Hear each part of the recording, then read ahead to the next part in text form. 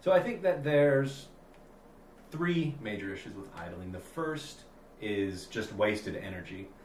Nationally, in America, we waste about 3.8 million gallons of gasoline every year just by letting our cars run for no reason. That is a lot of energy, and if you think about it, if you're paying $2.50, that's like $7 million a day in our economy that's just going down the drain. The second problem with idling is local air pollution. You have things like sulfur dioxide and nitrous dioxide. These are things that can affect human health. And finally, you also have carbon dioxide, and as we all know, that contributes to global warming. A lot of people think that their cars need to run for several minutes in order to be driven safely, but that's just not true. Modern vehicles, you only need a couple of seconds before you get going. Another misconception is that people think each time you start your car, you waste more gas than if you let it idle. And that's also not true. The rule of thumb is about 10 seconds. If you're going to leave your car on for 10 seconds or more, you may as well turn it off. It will save you gasoline. Finally, people think that repeatedly restarting your car is hard on the engine and quickly drains your battery. This also isn't true. Restarting your car frequently does negligible damage to your engine. However, running your car at an idle setting forces it to run very inefficiently and over time can actually damage your car more. Sometimes idling is done in the process of normal driving, like when you're at a stop sign or a stoplight. That's really hard to prevent, and quite frankly, I think it's impractical to prevent. On the other hand, there's locations where we idle, such as at a mailbox or a drive-through or a bank, where it actually is preventable and has definable benefits. What we tried to do is use the behavioral principles we've learned from the Human Behavior and Energy Consumption course to alter the behavior of residents of Millennium Apartments in Bloomington.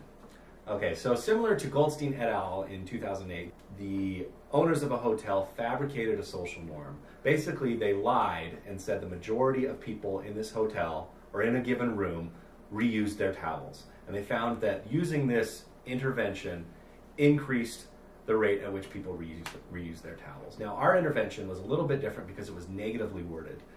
The term for this is a negatively worded citizen identity descriptive norm message. So what our sign said is that most of the people at Millennium Apartments don't idle, and you shouldn't either. So the middle of the sign uses kind of a familiar logo that people can recognize. It's widely used in these sort of anti-idling campaigns. It says, "Turn your key, be idle-free."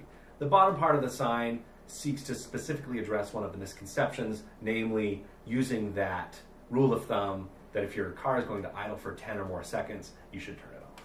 What we tried to do is erect our sign hoping that it would change people's behavior.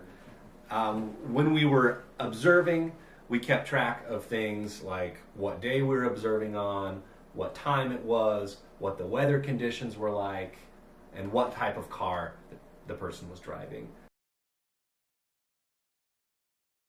We found that about 5 cars per hour went to check their mail, and each of these cars idled for about 55 seconds.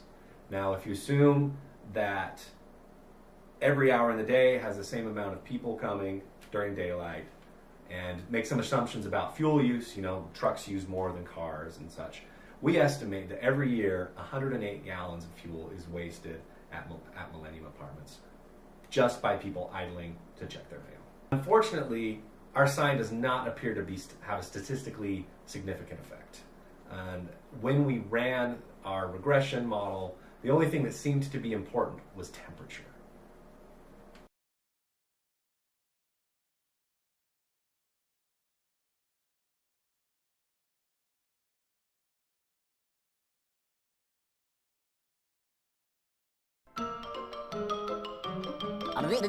That's all, folks.